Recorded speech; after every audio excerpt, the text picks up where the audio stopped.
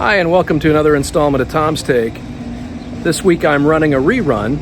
This will be the one from beginning of January that I did where I made predictions of what was going to happen in Starved Rock Country this year. And I was looking through it, and I've already gotten some of it wrong, but I thought since we're about halfway through the year, it'd be fun to kind of take a look and see how the score is going so far. So be back with some more new content next week. Thanks to Kathleen Whalen of Whalen Financial in LaSalle for always taking care of the sponsorship of this program. Hi, and welcome to 2024. What does it have in store for us? Well, I'm going to make some predictions in this week's installment of Tom's Take. Thank you to Kathleen Whalen of Whalen Financial for always supporting this multimedia project.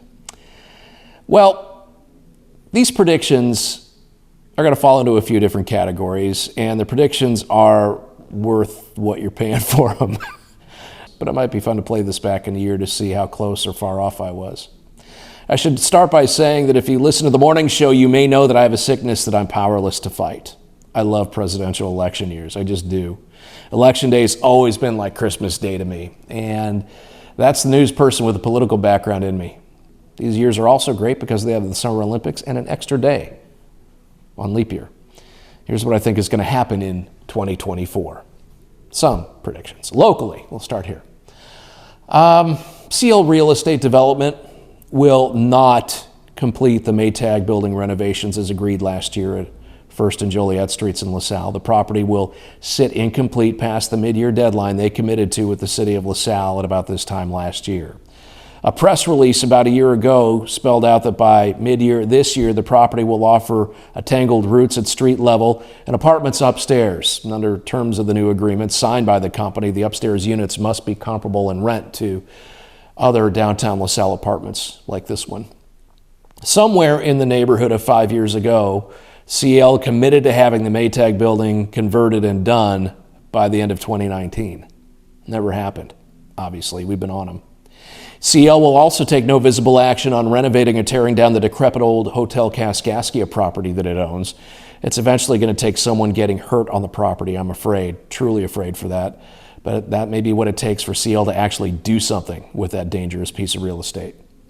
LaSalle will not start streaming city council meetings. I've asked Mayor Jeff Grove directly. The issues come up in public comments. I question any elected official who balks at this level of transparency. It's arrogant and it's out of touch to just think that opening the doors physically to a meeting room is enough. Today, more than ever, people cannot get to meetings, and unless you're stuck in the 1970s, you can plainly see business and life are working this way now. Get with it, LaSalle. Oglesby City Council will continue to be contentious. The mayor and the commissioners seem to be locked in a never-ending pissing match. Healthcare, we know, of course, that the Peru Hospital that's been bought by OSF will open to a degree this year and will serve as the west campus of Ottawa's OSF St. Elizabeth. I predict that Carle Health from Urbana will finally purchase the old St. Margaret's in Spring Valley. Moving on to elections, my favorite area. Just a couple of them here. Don Jensen, who is the LaSalle County Board Chairman, will win re-election as County Board Chairman again. The Trump fervor will increase in volume, crescendoing at the November election. And since Jensen is running unopposed for the GOP nomination and he's so clearly a Trump supporter, he's going to win in a Trump-heavy LaSalle County. Crystal Loughran, who's running for state rep on the Republican ticket, will lose. She's a Trumper, but the 76th representative district boundaries include areas outside LaSalle County, like DeKalb, and other places that just aren't Trump.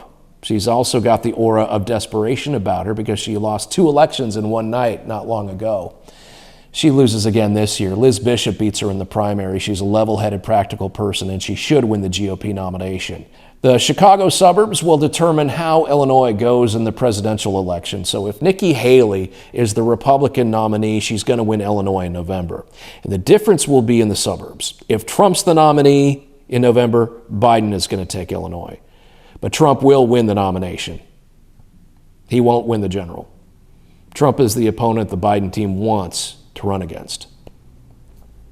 J.B. Pritzker, unfortunately, will suffer a health scare, and he's going to then launch a Healthy Illinois program as a new thing to spend our money on. State's attorneys candidates all over downstate Illinois will campaign against the SAFETY Act, the deal that lets people out of jail without cash bail. Even though they don't have the power to overturn the law, they're going to be out against it. They always have been, at least for the most part. They're just going to continue to see how unpopular it is among their downstate voters. Sports, the Bears will stick with quarterback Justin Fields, and they're going to sell the top pick that they have from Carolina for a couple of lower-level first-rounders. And they're going to win 10 games next season. St. Bede's softball, the ladies are going to win state again. The Cubs will win the NL Central with a new manager, but they won't make it to the World Series. The White Sox will continue to underperform under an owner baseball has just passed by. Now, I'm the dad of a Colorado grad, so I'm making this prediction. Deion Sanders, Coach Prime, will continue to coach the Buffaloes of Colorado one more season, and then he's going to back away from the football coaching headaches. He may move on to manage a team in the major leagues, possibly the Yankees. And I'll be 25 pounds lighter a year from now. So remember, these predictions are worth what you paid for them. This video is going to be capped with all the other Tom's Take videos at the Starved Rock Media YouTube channel in the Tom's Take playlist. So it'll be easy enough a year from now to see how far off I've been. Thanks to Kathleen Whalen for her sponsorship. I'd like to predict that she'll be with me a year from now too. I hope that's the case. I'll talk to you in the morning.